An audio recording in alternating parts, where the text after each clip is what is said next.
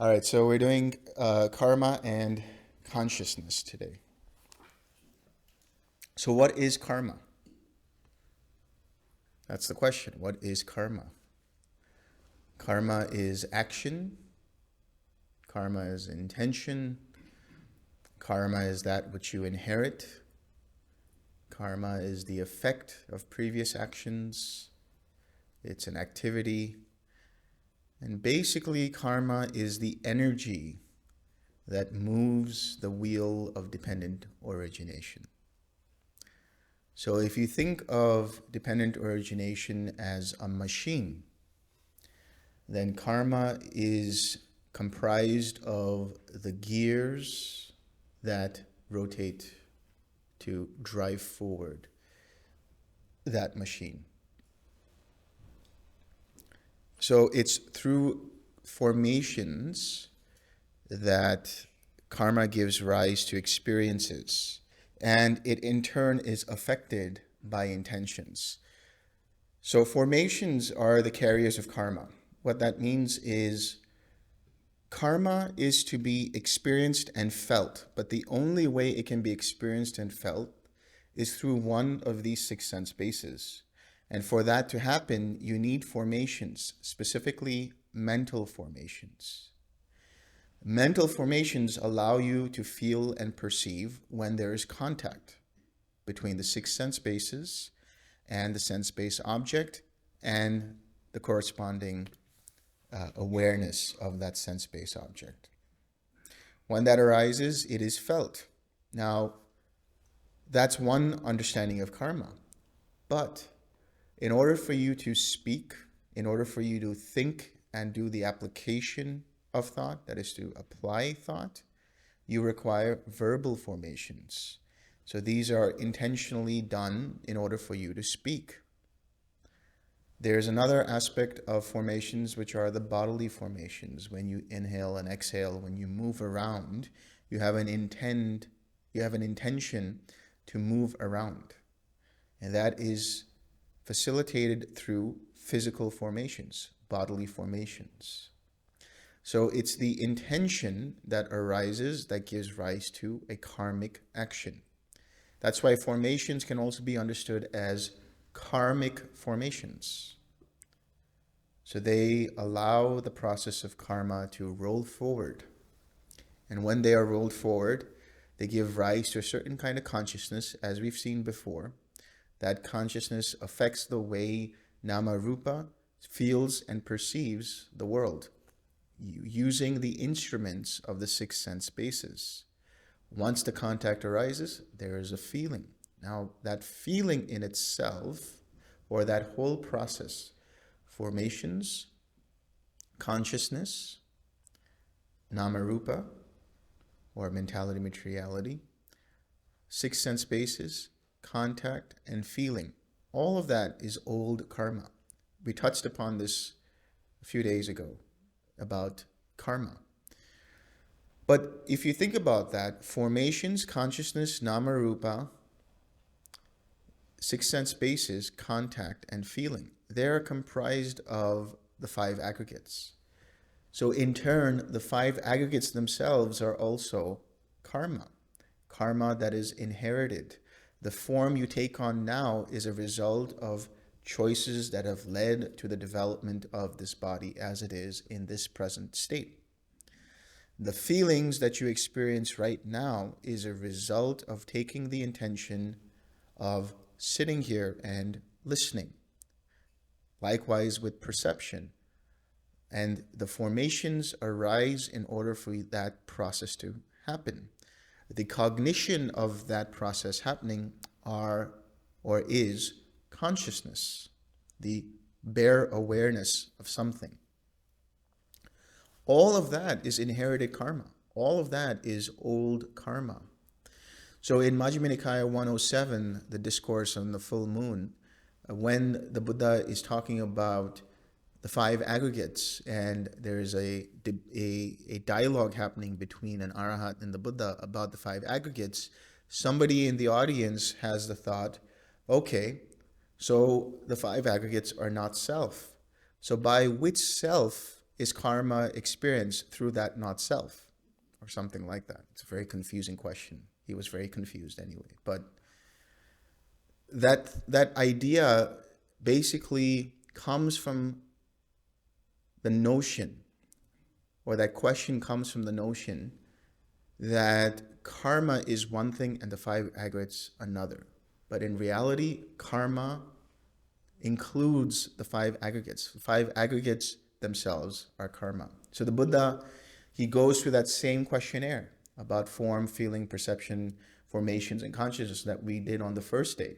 Is it impermanent or permanent? Is it happiness or suffering? Is it self or not self? And having realized this, you realize even karma is impersonal. Even though we say in the context of language and in the process of understanding that we inherit karma, there is no one inheriting karma. There is just karmic processes arising that are intersecting with other karmic processes. In the absolute sense of reality, all that's happening are karmic vibrations interacting with other karmic vibrations. My intention, your intention, another person's intentions somehow correspond and intersect and gives rise to further karma, one way or the other. And it's all facilitated through the faculty of intention. This is why Buddha has talked about it as karma is intention. Intention is karma. Karma is only produced when there is an intention, which means if there is a bug on the carpet and you walk by and you don't notice the bug, you will not have the karma of having stepped on that bug. But if you intentionally go out of your way chasing that bug to step on it, there's intention there. And so that intention gives rise to ill will. And that ill will is then experienced as the old karma of the hindrance of ill will in your meditation practice. So now we will talk about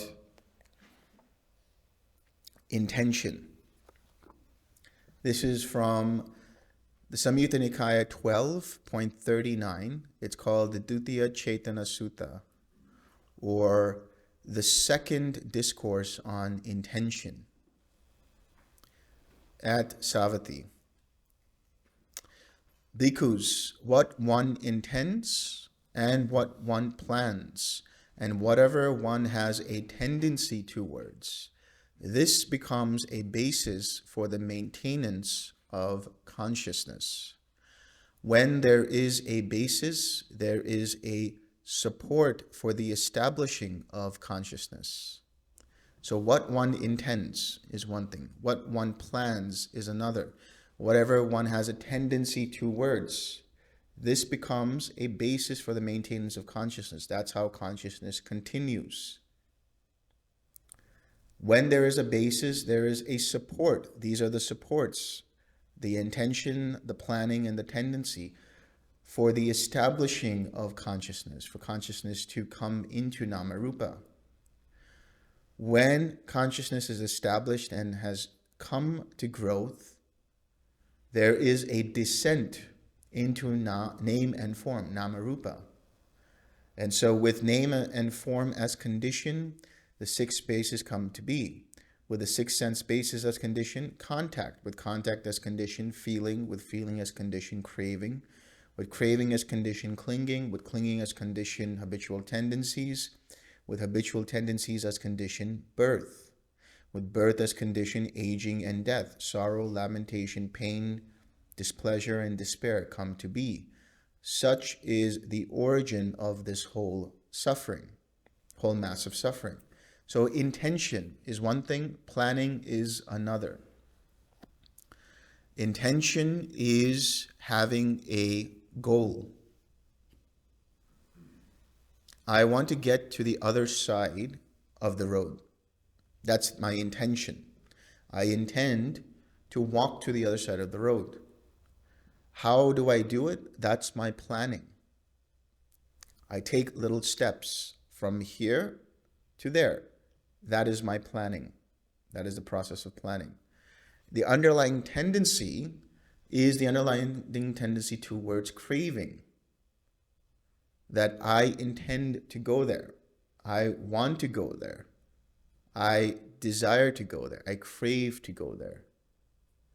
That gives rise to the consciousness of being there, of becoming that. That consciousness gets established and is supported by Namarupa, right? So let's take this step further. Let's understand it from one life to the next life. When there is the dying process, as we've understood, certain things come to be in the mind. There are formations that arise, and these formations are conditioned by intention, interdependent upon intention. I have an intention. I see a memory from my life, and I intend to hold on to it. And I plan, I hope I still stay alive so I can relive that in reality. And my underlying tendency towards craving for that arises. That gives rise to a new consciousness, which is called the Pati Sandhi Vijnana, the evolving consciousness or the rebirth linking consciousness.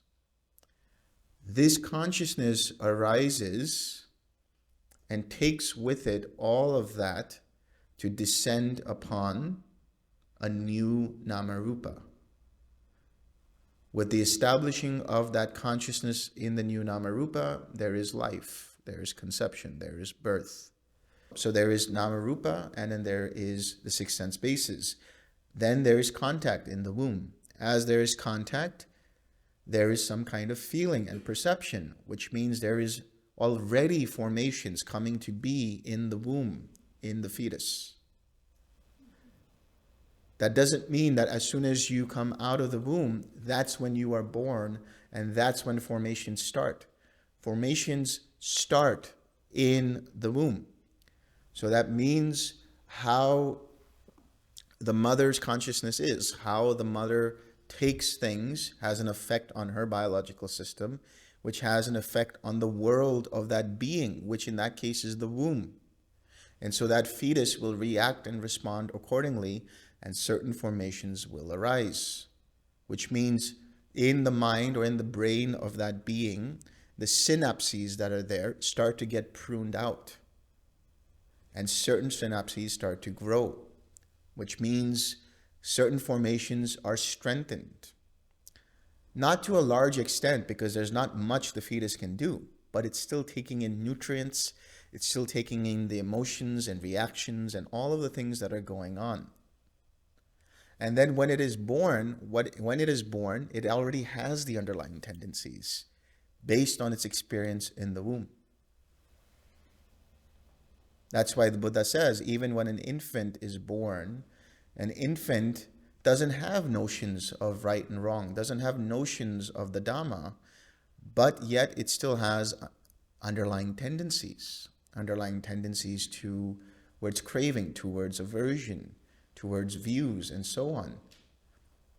Right? And so all of the reactions that it has from day one, as it comes out of the womb, are now formulating and conditioning the next arising of formations over and over and over again. And this is how this whole massive suffering arises. The baby is in an unprotected state now. It was in the comfort of what it knew as its home for those last 8 or 9 months or whatever it might be. But now it's somewhere else. And already it's like, I don't want to be here. What happened? We lost the plot. But then it finds comfort in the mother, right? Because now it recognizes, oh, this is the person that's been with me all this time. And then afterwards, there's other things that happen, other kinds of contact that arise, and so on, and still continues to give rise to certain feelings and craving and clinging and so on. So that intention that arises in the baby is what? be with the mother as long as I can do so. But it's helpless. It can't do much. So what can it do? It can cry. That's its intention. So already it knows inherently that if I cry, that I'll get help. So there is the underlying tendency, there's the intention, and there's the planning. It all happens almost at once. I'm going to intend to get my mother here. So how do I do that? I have to cry. So the underlying tendency arises, and I start crying, and here she comes, and all is well with the world. So that's the origin of the mass of suffering. Then the Buddha says, if bhikkhus, one does not intend, in other words, you let go of any kind of intention, there's no goal, you let go of all expectations, and one does not plan, you let go of a certain directionality towards whatever it is that you want, you let go of volition, but one still has a tendency towards something, this still becomes a basis for the maintenance of consciousness. When there is a basis, there is a support for the establishing of consciousness. When consciousness is established and has come to growth, there is a descent of name and form. With name and form as condition, the six sense bases come to be. With the six sense bases as condition, contact. With contact as condition, feeling. With feeling as condition, craving. With craving as condition, clinging. With clinging as condition, habitual tendencies. With habitual tendencies as condition, birth. With birth as condition, aging and death, sorrow, lamentation, pain, displeasure, and despair come to be. Such is the origin of this whole mass of suffering. So even when the being dies, there might not be any intention to go anywhere. They understand having an intention and holding on to things, right? They understand on an intellectual level, I should not hold on to anything. I should just keep letting go. They let go of that. They let go of any intention. They don't make any steps. They just have total equanimity towards the life memory stream that arises, or the signs of destination and so on. But there can arise the underlying tendencies which are deeply rooted in the mind. These underlying tendencies arise because certain reactions arise. Those reactions are rooted in ignorance and conceit. Even if they have destroyed the underlying tendency towards craving and aversion and the other ones, there can still be the underlying tendency towards conceit. They make the decision, I'm not going to do anything, and they hold on tightly to that sense of I. What happens? There's still fuel for birth. And that birth can be in the anagami realms, the pure abodes, because they've let go, let's say, of the other underlying tendencies, but there's still that one underlying tendency present, along with ignorance and bhava. But bhikkhus, when one does not intend, and when one does not plan, and one does not have a tendency towards anything, no basis exists for the maintenance of consciousness. When there is no basis, there is no support for the establishing of consciousness. When consciousness is unestablished and does not come to growth, there is no descent of name and form. With the cessation of name and form comes the cessation of the six sense basis, and so on. Such is the cessation of this whole mass of suffering. Unestablished consciousness is also the name of anidasanam vijnanam, the non-reflective consciousness that we were talking about earlier, which is in the signless collectedness of mind. There is no intention there. There is no planning there. No underlying tendencies arise.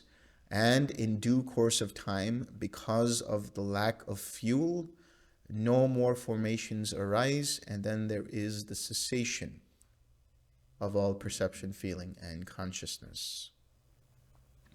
So intention is that powerful. Having an intention for anything can give rise to craving for existence or existence in general. But then the question is, what about the intention for Nibbana? You can incline the mind towards the path, you can incline the mind towards Nibbana, but then you let it go. It's like if you've ever done those spinning tops and you have to kind of like wind it up. The winding up is the intention, and then you let it go and the top spins. So the intention is setting a course for something.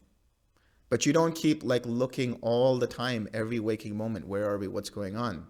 Now the mind is on autopilot towards Nibbana. Oh, that's another great title. Autopilot towards Nibbana. There you go. Nibbana on autopilot. That's a good one. So don't get obsessed with the path. There's a difference between being obsessed and being dedicated. Being dedicated means you have the attention and you have the mindfulness and you have the intention to remain mindful. That doesn't result in any further existence. But obsession is clinging to the path. Am I doing it right? Is this going on? Or how come I don't have enough equanimity? There's something going wrong. You know, all of these thoughts arise. These are all obsessions about everything has to be just right. Everything has to be perfect. Nothing is perfect. If I only did it this way, I would achieve Nibbana. That's impossible. Because that if I only did it this way is craving. It means you're fighting with the existing reality as it actually is. You have to let go of that. Keep letting go, letting go, letting go, letting go. That's it. And don't get obsessed with, is this the right way of letting go? Or am I not letting go?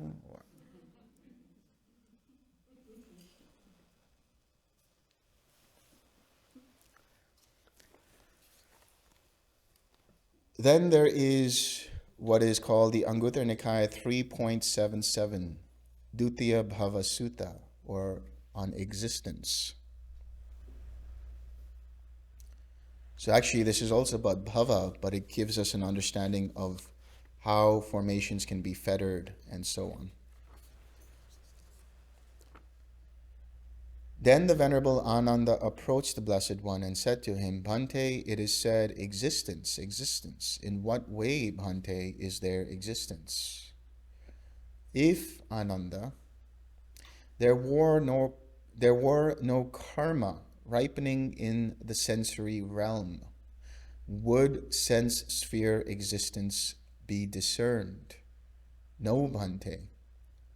Thus, Ananda, for beings hindered by ignorance and fettered by craving, karma is the field, consciousness the seed, and craving the moisture for their volition and aspiration to be established in the sensual realm.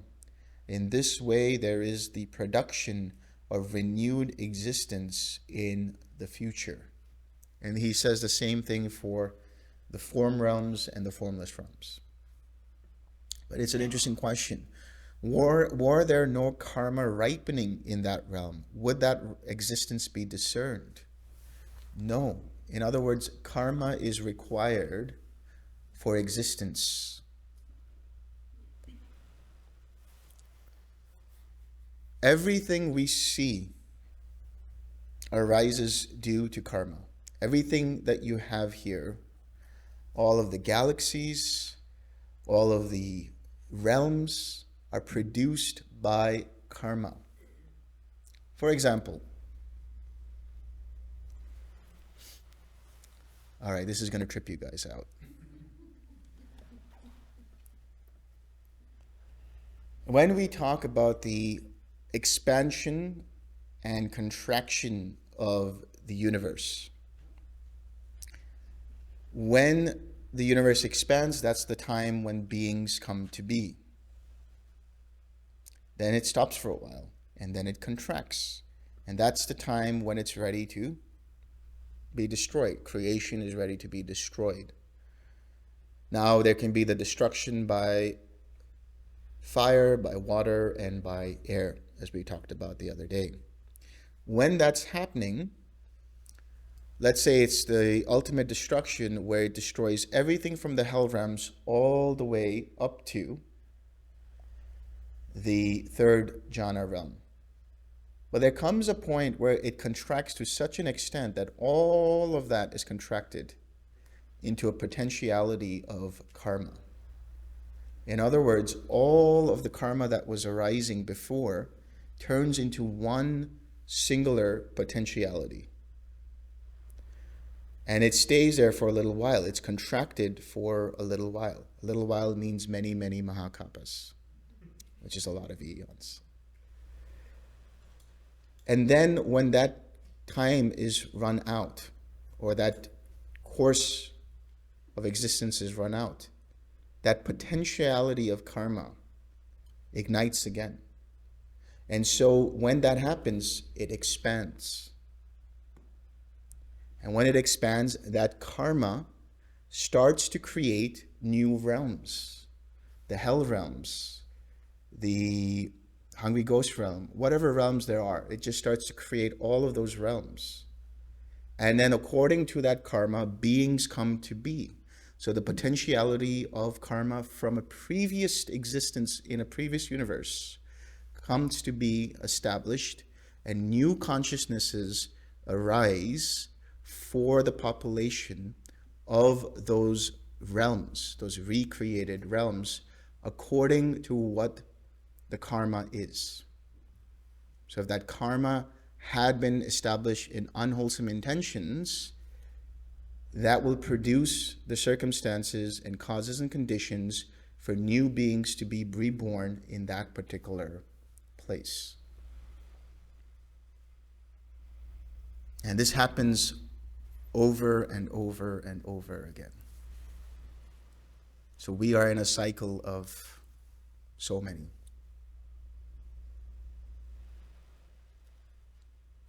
That's the macro level of karma, of how it produces existence and the realms for that existence to continue. So quite literally, everything is karma as a result of previous intentions and actions. Everything. On the micro level, when we talk about karma, what we're saying is the intention that beings have.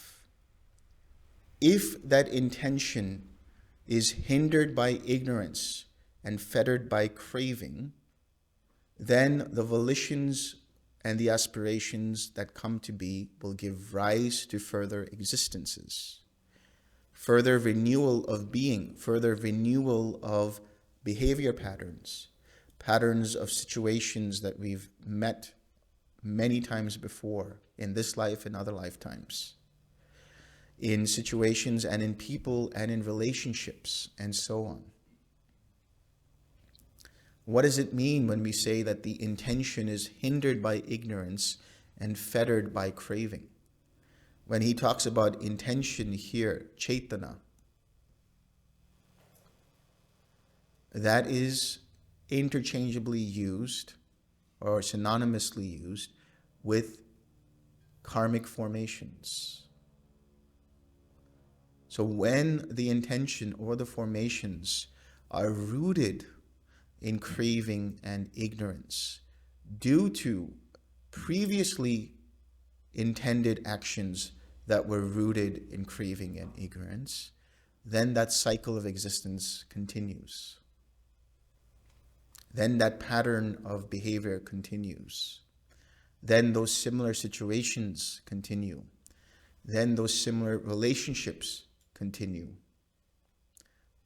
But realizing this, recognizing it, and letting it go bit by bit, what happens is, instead of renewing that karma, by continually acting in the way that you did before with the intentions that caused that situation in the first place, instead of doing all of that and letting go of identifying, what happens is, even if that karma arises again, it will not be as effective. It will not be as strong. And eventually, because your mind starts to incline towards continuing to let go, there's no fuel for that further existence of that same behavior pattern, that same person or similar type of person, or the similar kinds of situations, or the similar kinds of relationships. And once that fuel is gone, that's it. That's the end of it. So that's from a micro level and a life level, as well as the macro level.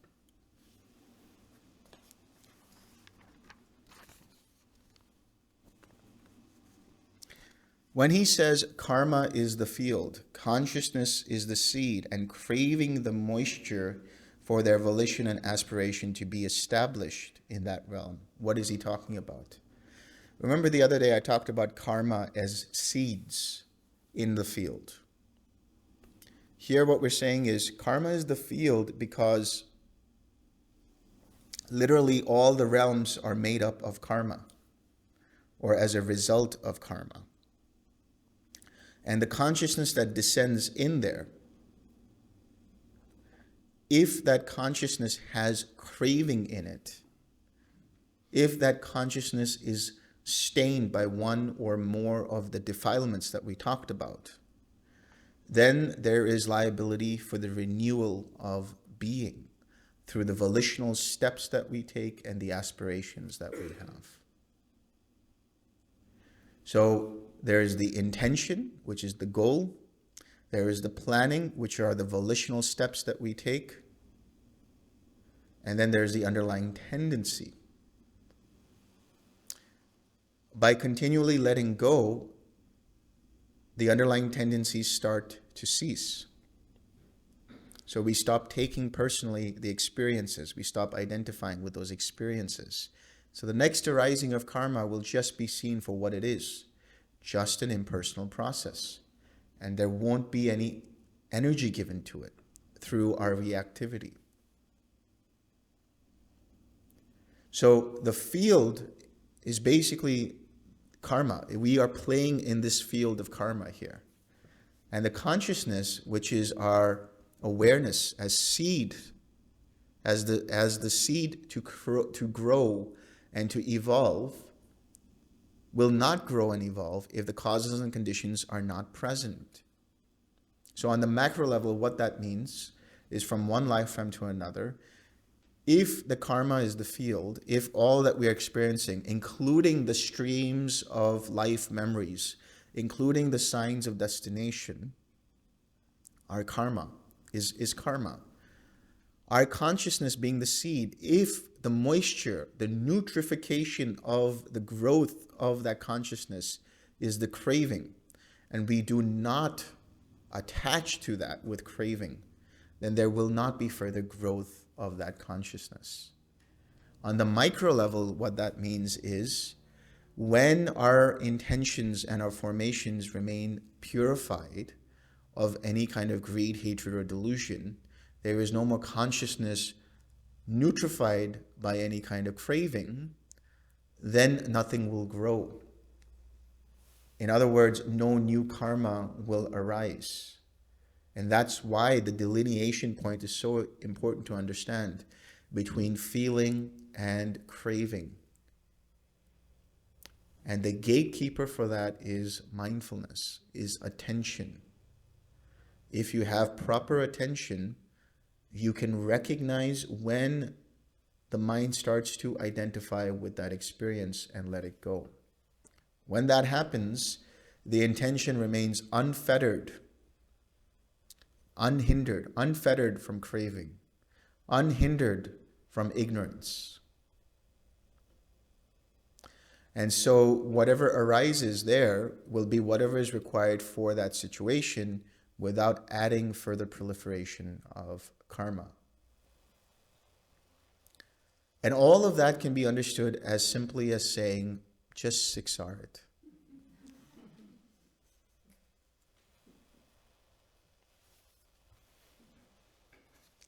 So that's what takes me to the understanding of old karma versus new karma. We talked about this the last time, but I'm going to get into more detail of why I want to talk about this.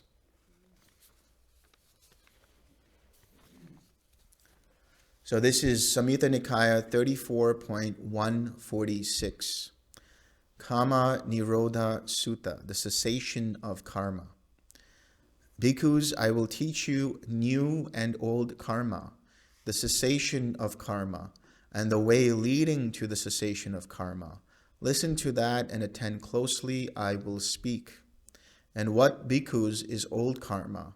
The I is old karma, to be seen as generated and fashioned by volition, as something to be felt. The ear, the nose, the tongue, the body, the mind are old karma. To be seen as generated and fashioned by volition, as something to be felt. This is called old karma. So we already understand old karma is everything from formations all the way up to feeling. And what, bhikkhus, is new karma? Whatever action one does now by body, speech, or mind, this is called new karma. So that is just the activities that you do through mind, body, and speech with the intention. Now, if the intention is rooted in craving, it will give rise to further craving, clinging, and becoming, which are the ingredients for the proliferation and birth of new karma that is experienced as dukkha. And what, bhikkhus, is the cessation of karma? When one reaches liberation through the cessation of bodily action, verbal action, and mental action. This is called the cessation of karma.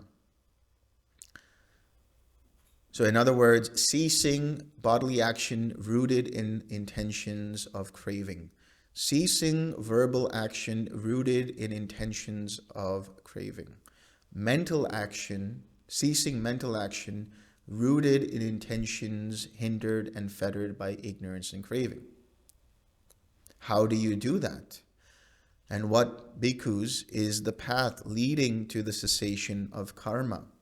It is this noble eightfold path, that is right view, right intention, right speech, right action, right livelihood, right effort, right mindfulness, and right concentration, that is encapsulated by the 6 R's.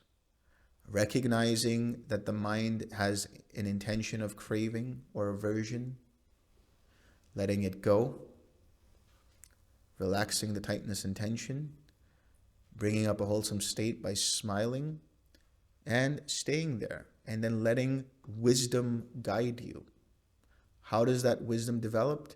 By continually following the path. Thus, bhikkhus, I have taught old karma, I have taught new karma, I have taught the cessation of karma, I have taught the way leading to the cessation of karma. Whatever should be done, bhikkhus, by a compassionate teacher, out of compassion for his disciples, desiring their welfare, that I have done for you. These are the feet of trees, bhikkhus. These are empty huts. Meditate, do not be negligent, lest you regret it later. This is our instruction to you. So if you just recognize and understand this one point and keep your attention on the delineation point of whenever a mind starts to identify with an experience and attaches a sense of I, me, or mine to it, that is enough. Because the more you do that, the more the mind whittles away at ignorance, craving, and conceit, the fuel for further existence and rebirth. The fuel for further renewal of karma to be experienced in the form of repetitive behavioral patterns, similar kinds of situations and relationships and people. Now, I've said that everything is karma. I've said this field of karma is basically all of these realms, all of these galaxies, this entire universe expansion, contraction. I told you all of that. But in you knowing about that, how does it help you? It doesn't. It's just to blow your mind. And the reason I'm saying that is because then there is a tendency for the mind to kind of think, okay, I am experiencing this now. Why? How did this arise? What did I do in a past life that caused this karma? Right? The mind starts to obsess over that. Well, we have an answer for that too. How do you deal with that? That is Sutta Samyutta Nikaya 36.21. Molya Sivaka Sutta. Don't try to blame karma for everything. That's my translation. But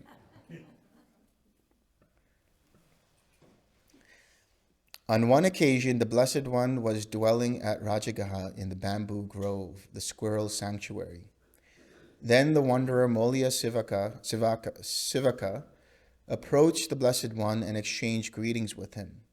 When they had concluded their greetings and cordial talk, he sat down to one side and said to the Blessed One, Master Gautama, there are some ascetics and Brahmins who hold such a doctrine and view as this: whatever a person experiences, whether it be pleasant or painful, or neither painful nor pleasant, all that is caused by what was done in the past. What does Master Gautama say about this? And this is how the Buddha replies. Some feelings, Sivaka, arise here originating from bile disorders. That some feelings arise here originating from bile disorders, one can know for oneself in the present, and that is considered to be true here and now in the world. Now, when those ascetics and Brahmins hold such a doctrine and view as this, whatever a person experiences, whether it be pleasant or painful, or neither painful nor pleasant, all that is caused by what was done in the past. They overshoot what one knows by oneself, and they overshoot what is considered to be true here and now in this world. Therefore, I say this is wrong on the part of those ascetics and Brahmins.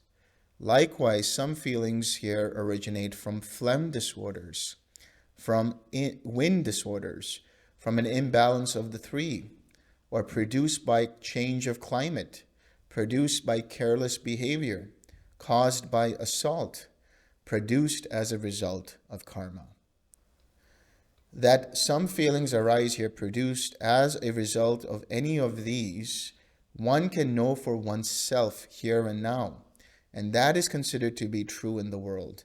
Now, when those ascetics and Brahmins hold such a doctrine and view as this, whatever a person experiences, whether it be pleasant or painful, or neither painful nor pleasant, all that is caused by what was done in the past. They overshoot what one knows by oneself, and they overshoot what is considered to be true in the world. Therefore, I say that this is wrong on the part of those ascetics and Brahmins. When this was said, the wanderer Molya Sivaka said to the Blessed One, Magnificent Master Gautama, magnificent Master Gautama, from today let Master Gautama remember me as a lay follower who has gone for refuge for life. And then there is an udana here. It says, bile, phlegm, and also wind, imbalance and climate too, carelessness and assault, with karma's result as the eighth. So in other words, what he's saying is, while we understand everything is produced as karma, there's no point in trying to figure out what was the cause. It's like as if somebody shoots you in the leg and you try to figure out what was the manufacturer of the gun, what was the person's blood type, what was their genetic disorder, and all of these things that led them to shooting you in the foot. Wouldn't it make more sense to figure out how to take the bullet out of your foot? So in other words, what makes sense is to figure out what is happening here and now in the present moment, and deal with the karma that you're dealing with here and now in the present moment. When he talks about bile, phlegm, and wind, he's really talking about different health conditions. Now, you can do all kinds of things and ascribe it to saying it was because I was so and so in that particular lifetime that I have this particular disorder. Is that going to help you solve it? You figure out what's going on with you right now. If you have a tummy ache, what do? Take some Pepto-Bismol. Don't try to figure out it was because I punched somebody in the stomach 3 lifetimes ago. Now, accidents can happen. Accidents, right? Somebody attacks you. Climate change, right? In terms of, here we are expecting sun to be there, sunshine and warmth to be there, and there's just mist and clouds everywhere.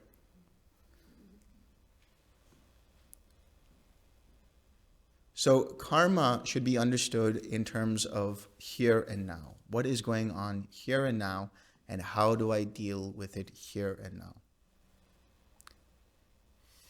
Anything else is just conjecture. Anything else is just trying to create theories and this and that.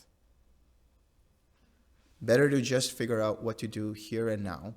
And how do you figure out what to do here and now? 6R. 6 are your intentions, if they're rooted in craving, conceit, or ignorance. Recognize it, let it go.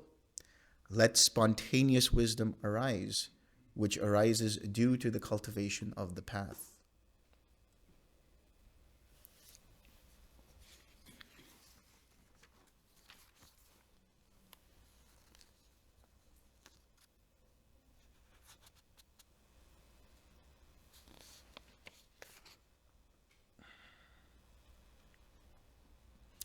Okay, this is a very interesting sutta. So this is called, this is Anguttara Nikaya 4.171, San Chaitanya Sutta, or volition. And I've put it in parentheses, it's about the 4 acquisitions of personality and existence. Bhikkhus, when there is the body, then, because of bodily volitional pleasure and pain, arise internally. Let me say that again. Bhikkhus, when there is the body, then, because of bodily volition, pleasure and pain arise internally. When there is speech, then, because of verbal volition, pleasure and pain arise internally. When there is mind, then because of mental volition, pleasure and pain arise internally, with ignorance itself as condition. So when pleasure and pain arise internally, it's because of some kind of bodily or mental or verbal intention. You intended to go somewhere, and in going there, something happened to you. It's maybe too hot and sunny. So you intended to go under the shade of a tree where it's cooler. And because of that intention, now you're experiencing coolness. Somebody is in conflict with you. With your intention, you start to add to that conflict by saying something in retaliation. Now you're causing yourself pain, displeasure. You think about something and you try to rationalize it with all kinds of irrational fears and thoughts. And you create a world in your own mind that this is what people think about me and this is what's going on. And what are you creating for yourself? Mental pain, or likewise mental pleasure. Depends on what it is that you're doing. Now, here's another one. Either on one's own bhikkhus, one performs that bodily volitional activity conditioned by which pleasure and pain arise in one internally, or others make one generate that bodily volitional activity conditioned by which pleasure and pain arise in one internally. In other words, either you say or you think, it's better to go under that tree and you go walk under that tree and experience the cool shade. Or someone's with you and says, hey, let's go there. So that's their own intention. They're saying, let's go there, and you just follow suit and take cover under the tree. Either with clear comprehension, one performs that bodily volitional activity conditioned by which pleasure and pain arise in one internally, or without clear comprehension, one performs that bodily volitional activity conditioned by which pleasure and pain arise in one internally. What is clear comprehension? This comes from the Pali word sampanjanya. That means to know what it is that you're actually doing. It's the cousin of mindfulness. Being attentive to what it is that you're doing. So either you can do it without attention, or you can do it with attention or without attention.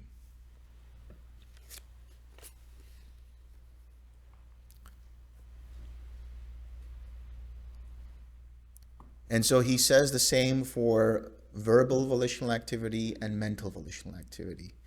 Then he says, ignorance is comprised within these states. Why?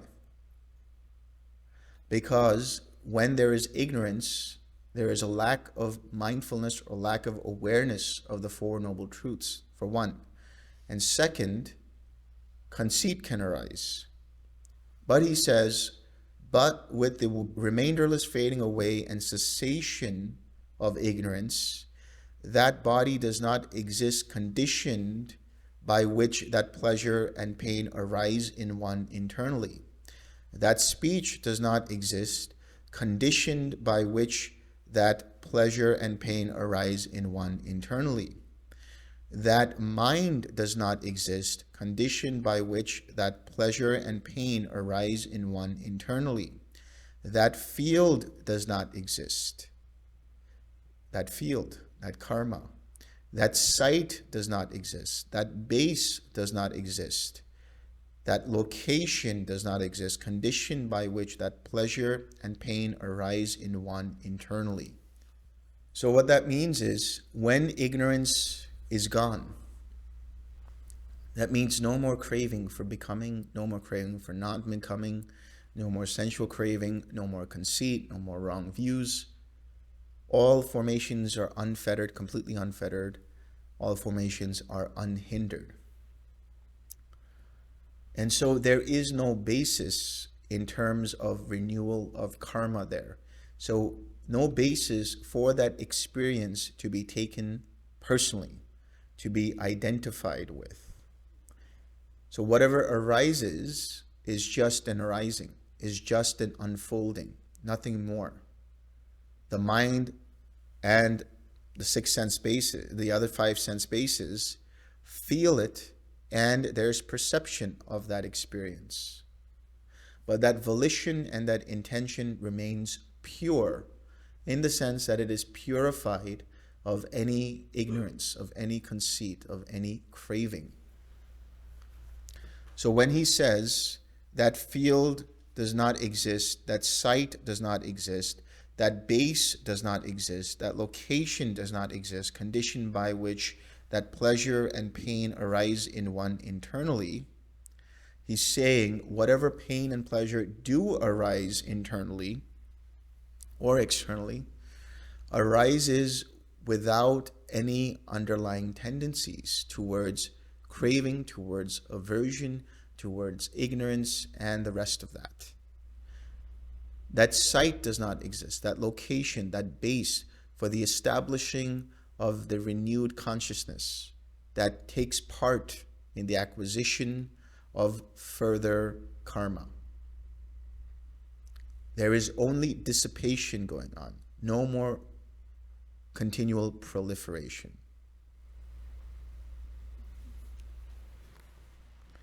And then he says, bhikkhus, there are these four acquisitions of individuality or personality. What for? There is an acquisition of personality in which one's own volition operates. not the volition of others. That's the first one. There is an acquisition of personality in which the volition of others operate, not one's own volition. That's the second. The third is there is an acquisition of personality in which both one's own volition and the volition of others operate. And there is an acquisition of individuality or personality in which neither one's own volition nor the volition of others operates. These are the four acquisitions of personality. What does that mean? Here's what it says. When this was said, the Venerable Sariputta said to the Blessed One, Bhante, I understand in detail the meaning of this statement that the Blessed One has spoken in brief to be as follows. In the acquisition of personality in which one's own volition operates, but not the volition of others, it is by reason of their own volition that beings pass away from that group. In that acquisition of individuality or personality in which the volition of others operate, but not one's own, it is by reason of the volition of others that beings pass away from that group. So in other words, it doesn't have to be just passing away. What we're saying is the volition of oneself or your own volition leads you to do something, to take some kind of action. Now, if you are in the office and you don't want to do something, but you have to do it, it's because of the volition of another. Somebody's making you do something, that's the action that you have to take.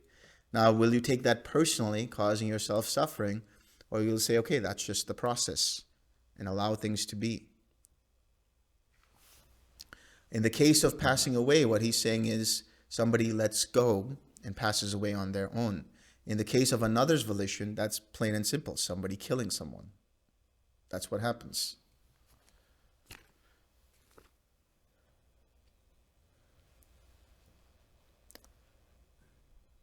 In the acquisition of individuality in which both one's own volition and the volition of others operate, it is by reason of both one's own volition and the volition of others that beings pass away from that group. So now that's for passing away. I'll get back to that briefly. But first, let's understand your own volition and the volition of others. That's again using the example of taking on a project. You take on a project, it's your own efforts and the efforts of others. And over time, that project continues or it gets disbanded by the members of that project. And that volition can continue on from lifetime to lifetime to lifetime.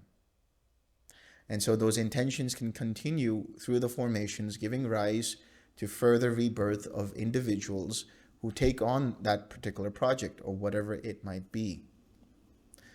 Now, in the case of someone passing away because of their own volition and the volition of another, it's them basically either sacrificing themselves in the case of somebody trying to kill someone or some example like that. But then Sariputta has an interesting question. He says, fine, you talk about these three, but what kind of devas should be understood as the acquisition of personality in which neither one's own volition nor the volition of others operate? Before we talk about that part, let's talk about it in one life. Did you intend for it to be cloudy? Did anyone else here intended for it to be cloudy? I hope not.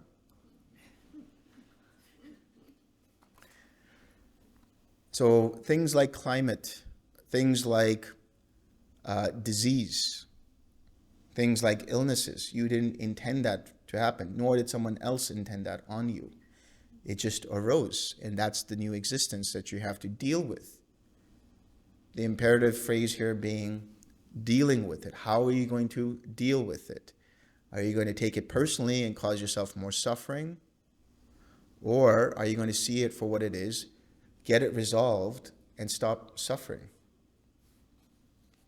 Stop identifying with it. So his question is, what kind of devas should be understood as those who arise by neither one's own volition nor the volition of others. They are, Sariputta, the devas of the base of neither perception nor non-perception. Interesting. How do you get into neither perception or non-perception? Through the jhanas. How are you getting through the jhanas? Letting go. So what is the way to neither perception or non-perception? Letting go of all intention. Allowing the mind, when the causes and conditions are right, you let go of any intention and just let things arise. Allow things to happen. Likewise for the signless state.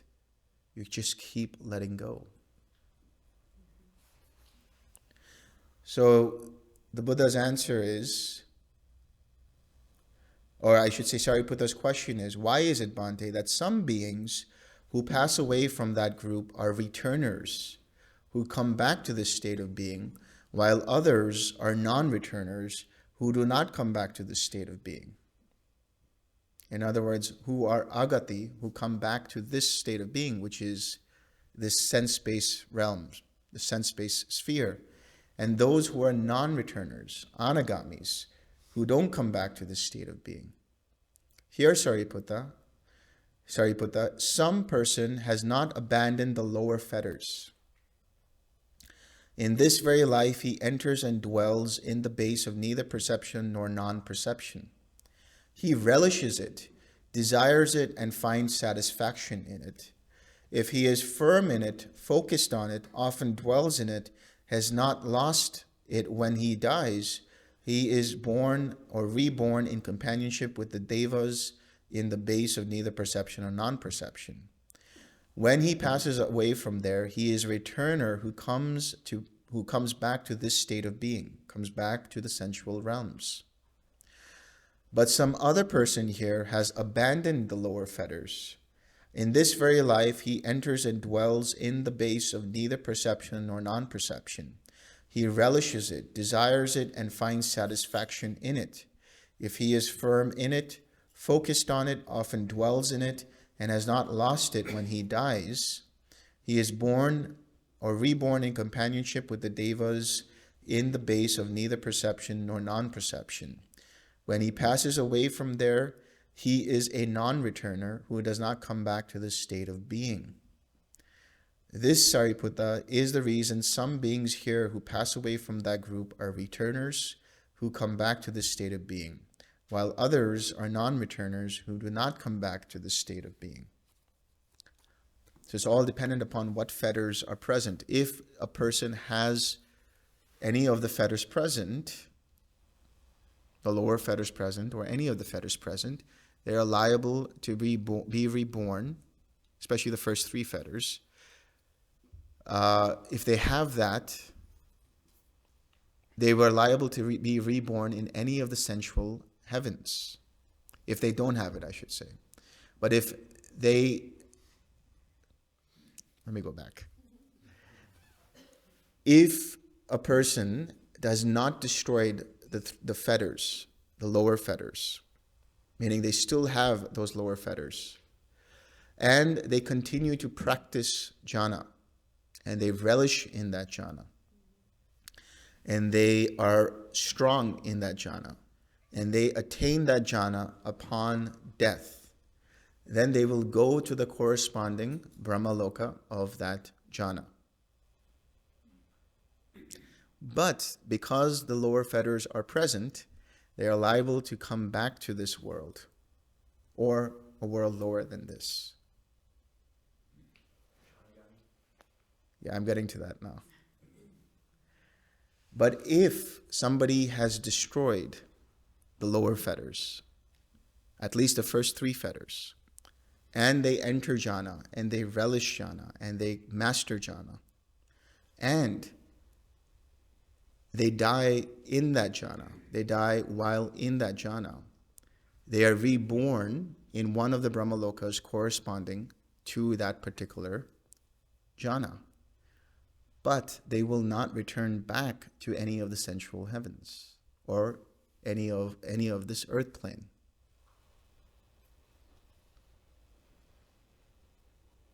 even if they are stream entro or sakadagami.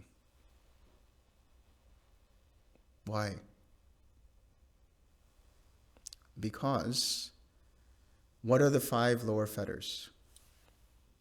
Belief in a personal self, doubt in the Buddha, Dhamma, and Sangha, clinging to rites and rituals.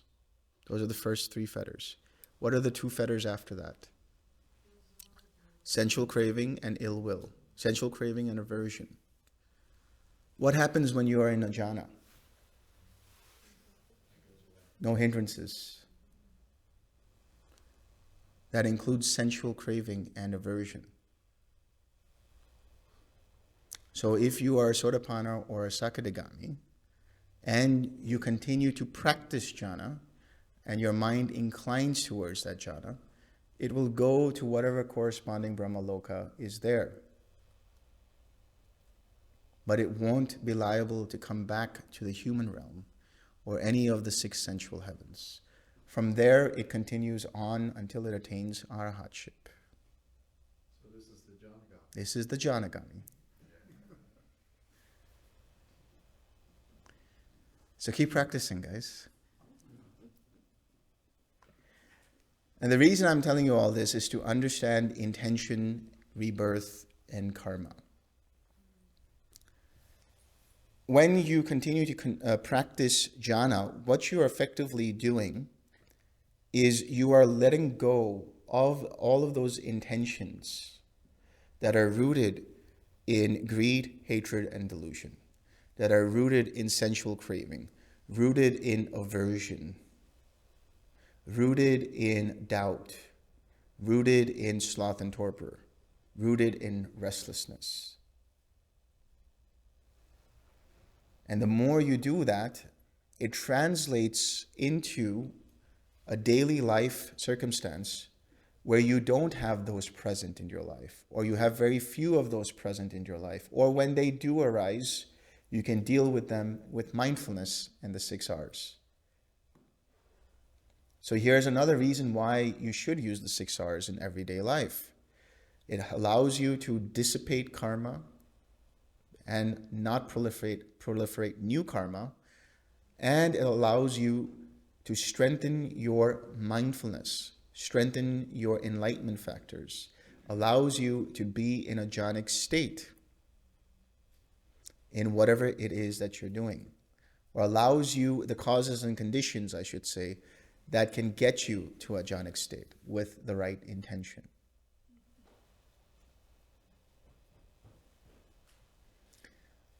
So that's all I have for karma. We'll talk about consciousness a little bit.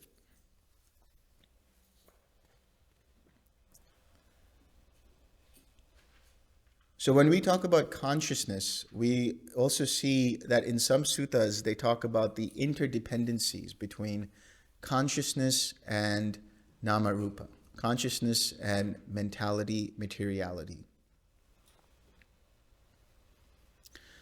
What they're saying here is that in order for mentality and materiality to be experienced or to be active, you require consciousness. But in order for consciousness to be understood, you need mentality, materiality.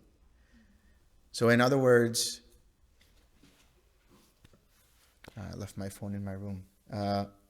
Let's say I have my phone, right? That's the nama rupa. And the Wi-Fi signal is consciousness.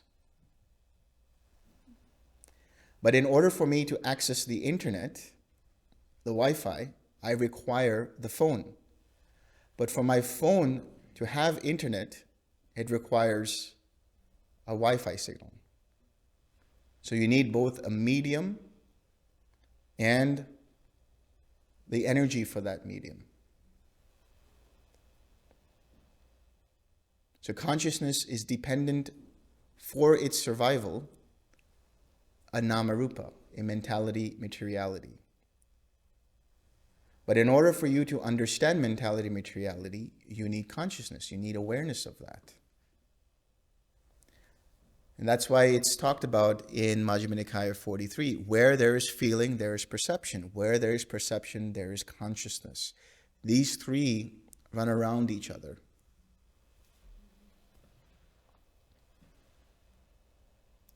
So when we talk about infinite consciousness as a jhana or as an ayatana, what we are actually saying is we are seeing contact. There's contact going on all the time. Because remember what contact is. Contact is three things. The sense base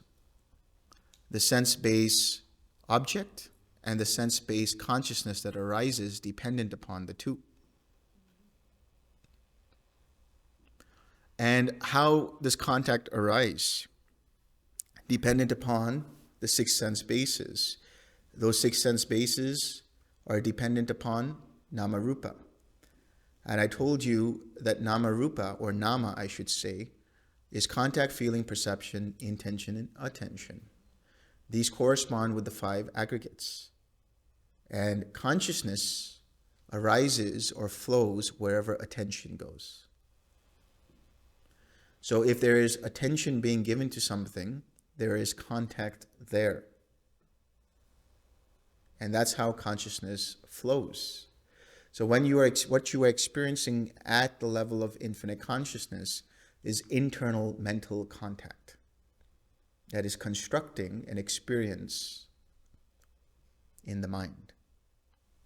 So you are feeling it, you are perceiving it, and you are understanding that there is contact going on here. So to answer your question about where in the scheme of jhanas are we experiencing the links of dependent origination, at infinite consciousness, you are experiencing consciousness, nama, and contact, along with feeling and perception.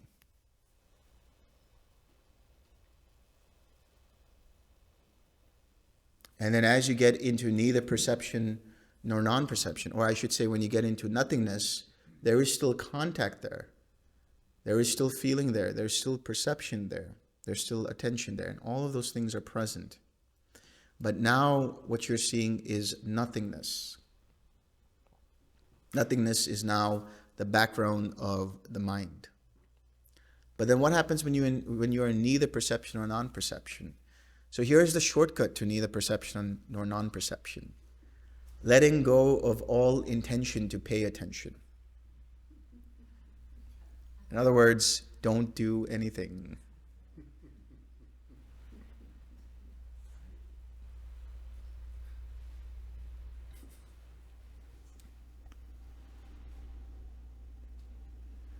And then there is something called the Jivat Indriya.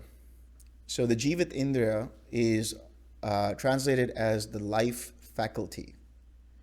And this life faculty comes along with heat. So the vitality and heat that is still present when you are in cessation of perception, feeling, and consciousness. That's why the question arises. What's the difference between a dead body and somebody in cessation of perception, feeling, and consciousness?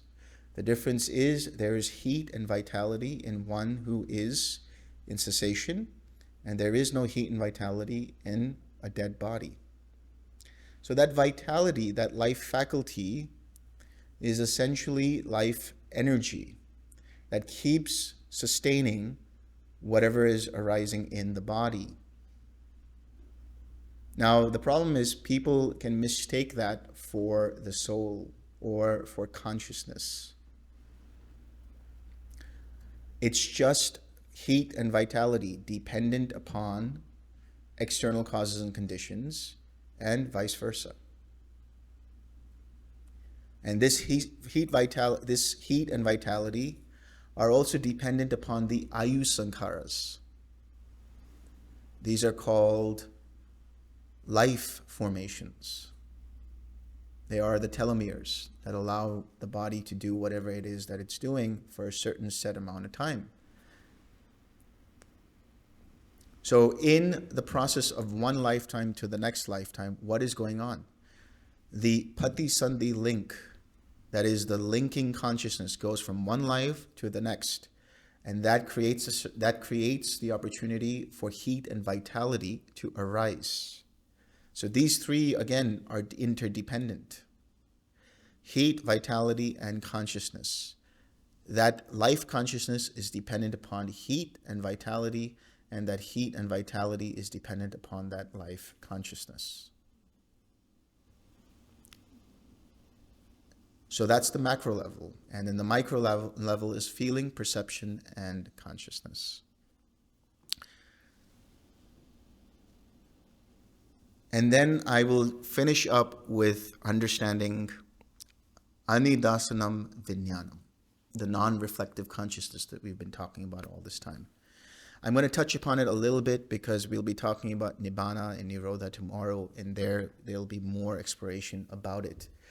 But anidasanam vijnanam is basically, it means, so nidasanam actually means image or to look at something. Nidarshana in Sanskrit. Anidarshana means not to look at something, or no reflection, or non-manifestive. And vijnanam there is consciousness. Now, it's been misinterpreted that this consciousness is independent, which means that this consciousness doesn't arise in any of the six sense bases. That's not the case here. Anidasanam vijnanam is a consciousness where there is no object being taken. So this is referring again to the signless collectedness of mind. And there are gradations of the signless collectedness of mind as well. You can know to some extent that you are in the signless collectedness of mind, or the level of knowing, the level of cognition starts to decline, which means the mind is sinking towards full-blown cessation. But that is called anidasanam vijnanam, which is dependent upon, not independent, dependent upon formations for it to arise. And what are those formations? They can be formations rooted in greed, hatred, and delusion, and conceit, or in the case of one fully awakened, those formations are just formations that are ayusankaras, dependent upon the heat and vitality. That's it. And so there is only these six sense bases, and the heat and vitality, and that consciousness there. That is the supreme voidness that we were talking about, the taintless supreme voidness. Thus ends the talk. Any questions? Last night, I asked about karma, and I still had confusion this morning. And it caused agitation. So, and here's the confusion. Yeah. So, in this manifestation, Pat, old karma is manifesting according to cause and condition coming up. Some of that karma can be from 1, 2, 3, many lifetimes ago, manifesting now, though, right? Okay. To me, my mind thinks the hard drive you spoke about last night is somehow attached to something, but of course the 5 aggregates are permanent. It can't be attached to anything. How does it know when a comma is, conditions are correct, it's ready to bear fruit? How does it not give Don the karmic reaction? How does it know that it finds Pat 6 lifetimes later to apply? You know what I'm saying? I know that's wrong, but I can't, my mind won't let go of that. It thinks there's something, some way that there's some mechanism that keeps track of, like a unique identifier. No, there's no karmic tracker. Yeah, I know. it has to map, you know. Yeah. This karma acquired here, what is that person manifesting as now? Yeah. Or something. How does that mechanism work? Yeah. I can only speak about it in that analogy of, the seeds, right? Certain seeds will come to fruition based on what nutrients are available. And if those causes and conditions are not available, then that karma will not bear fruit. But I would also say that it's the intensity of the intention behind the action that creates some form of vibration throughout samsara. So it actually does create a vibration throughout samsara.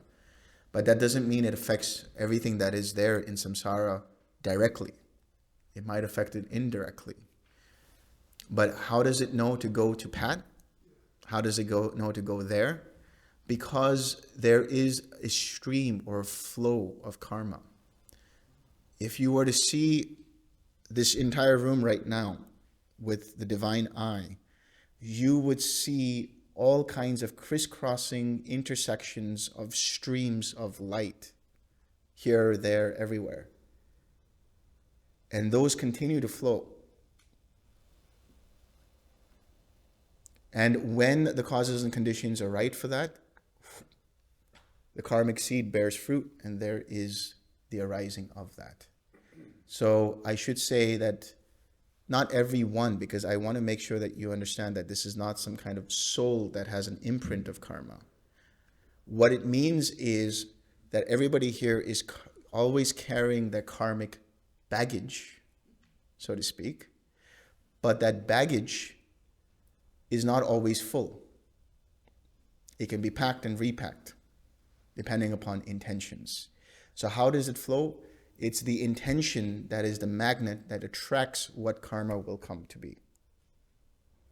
And so if the intention is not there, and other causes and conditions are not present, then that karma won't come to be. And sometimes, like we saw in this sutta, the other sutta, it might not be your intention, it might be another's intention, but those causes and conditions are ripe enough for you to experience that karma. Because those causes and conditions create the attraction for that karma to come to be. So if you look at the universe, if you look at samsara, it's a little bit like that there. You see that, those crisscrossing lines? It's like that. All kinds of vibrations and intersections going on. But how does it know? If you say, how does it know, it implies that there is somebody there who's keeping track of this. It doesn't. It might happen and it might not happen. It might be and it might not be. This is a statement that's used by the Buddha to denote how to get into certain states of mind. And the reason is because it can only happen when the causes and conditions are right. My software into your mind thinks it's a blockchain, basically. Yeah, exactly, a blockchain. That's a good way of putting it. I would say the YouTube algorithm. YouTube algorithm, there you go. I mean, all of a sudden a video comes up that I watched a year ago on the subject, and you're like, where did that come from? Yeah, It's completely unrelated, but you did watch it long time yeah, ago. yeah, It comes out of the blackness of the algorithm. yeah. So it's a combination of algorithms and blockchains. That's how karma comes to you.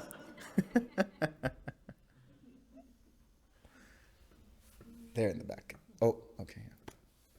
So, if somebody has experienced Nirodha, does that mean they have had the experience of Nibbana at that point in time? That's what I'm going to get to tomorrow. Okay. And I have one other question. You talked about this karmic connections and the streams, this talking a little bit about the Hindu way. Is that the same as the Indra's net that is used in the Indian mythology? Similar to it. Similar to it.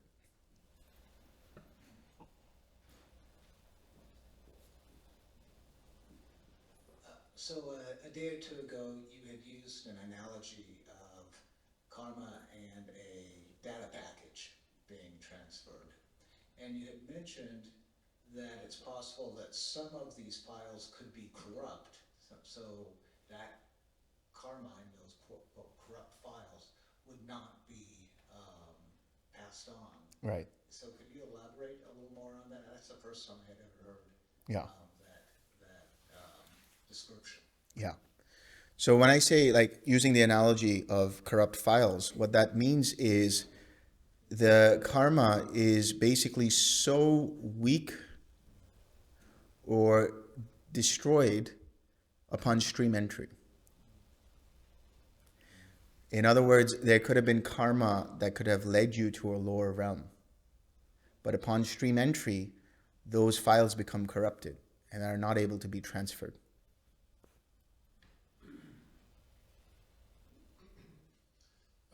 Just to share an analogy Yeah. to illustrate what you're saying, if somebody hasn't seen yet what is called Conway's Game of Life, I think it's very similar. You have a bunch of pixels, and you have some rules that determine which pixel will die from one frame to the other. Simple rules. And what you see is things appearing, disappearing, seems to be chaos, but sometimes you will see a creature appear, and it will crawl. So where does it come from? It's mysterious, but it seems to be analogous to that. Yeah.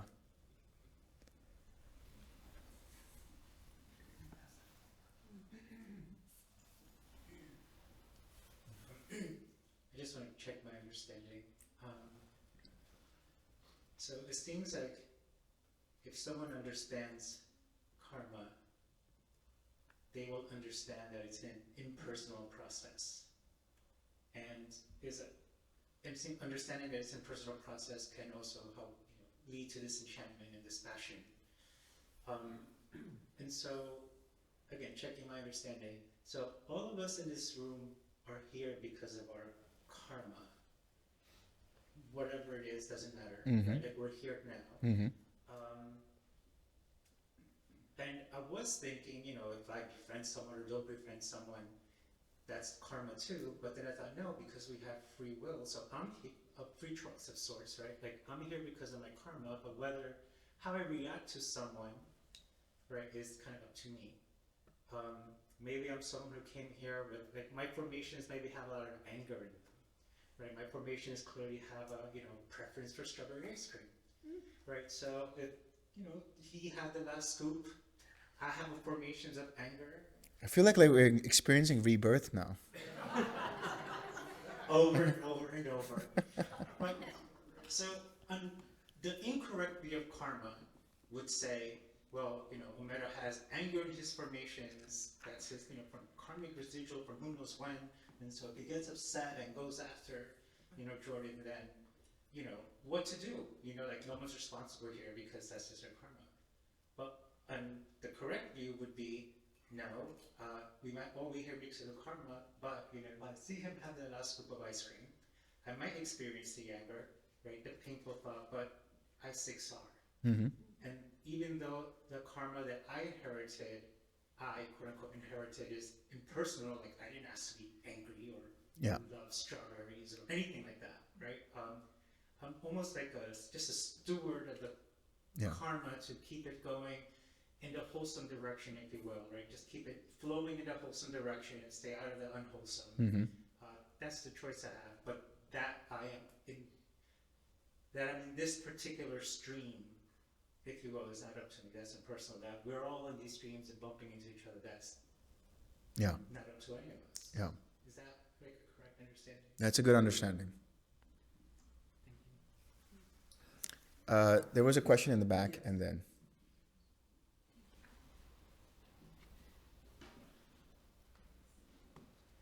I might have misheard it, but I thought yesterday, I thought you mentioned that in consciousness, there's some taints in the consciousness. And I thought the taints are already kind of coded at the formation level. Yeah. I didn't hear you mention anything about the taints in the consciousness topic today, so I'm just wondering, did I misheard it or? No, but that's right. I was talking about the defilements in consciousness. That's right. So I mean that's implied here that if the formations are fettered and hindered, then the consciousness is liable to be defiled by one of the upakilesas, one of the defilements rooted in one of the three roots of greed, hatred, or delusion.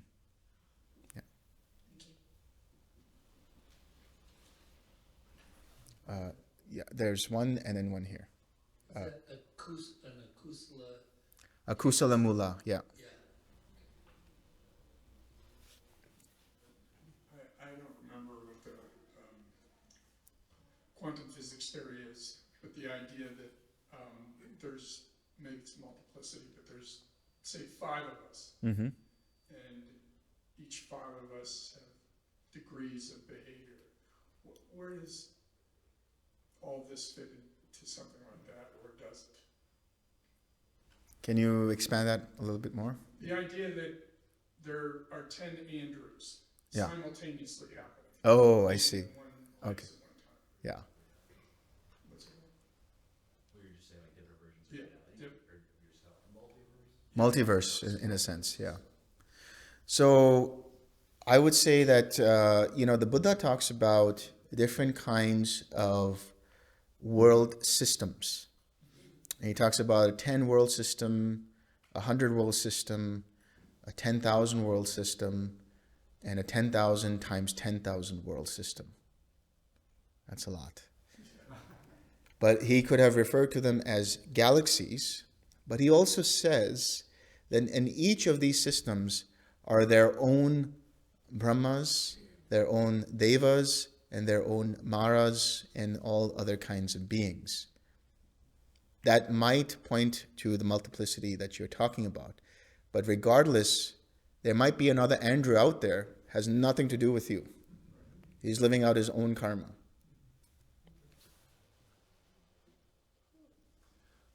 This is a little bit of a silly question, but it just rattles through my head a little bit. So you go up into the Himalayas Mm-hmm. and go into cessation for 6 days, Mm-hmm. and wake up and walk around a little bit, and then go back into a cessation. So if heat and vitality are necessary to keep the body alive, and you're not eating them, That's right. what gives? Well, it says up to 7 days, so that's why I tried 6 days just to be safe. And then on the 7th day, I was eating, so it maintained the metabolism, maintained the heat and vitality. So if you have the intention to do 8 days, you might not come back. Let's find out. Do you guys want me to find out, or no? Okay. We'll do it on the school project. All right. I think that's it. No, oh, you have a question? Yeah, great. Could you define consciousness, attention, and awareness? Yes. Okay. So, consciousness is the spotlight,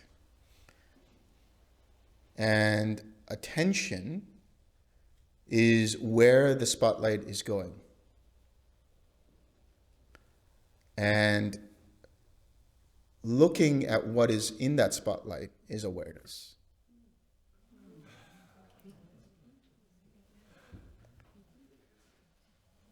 Okay, I have to reflect on that for a little bit. One last question, and then we're good to go. We mentioned a lot of intention. If it's not there, then karma won't be there. What would happen if you have a good intention?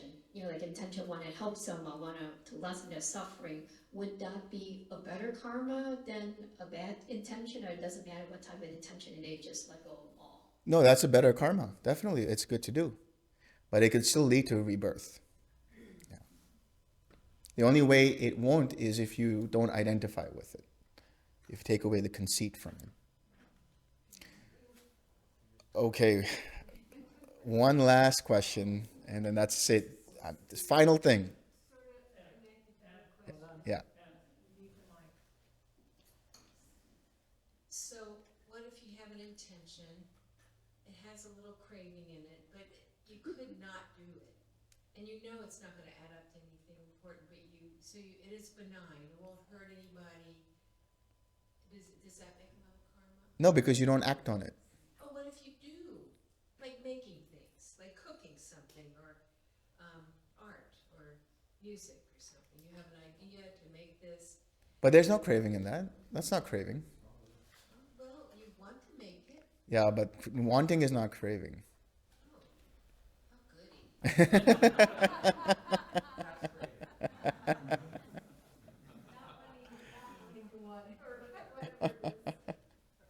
All right. May suffering ones be suffering free, and the fear struck fearless be. May the grieving shed all grief, and may all beings find relief. May all beings share this merit that we have thus acquired for the acquisition of all kinds of happiness. May beings inhabiting space and earth, devas and nagas of mighty power, share this merit of ours. May they long protect the Buddha's dispensation.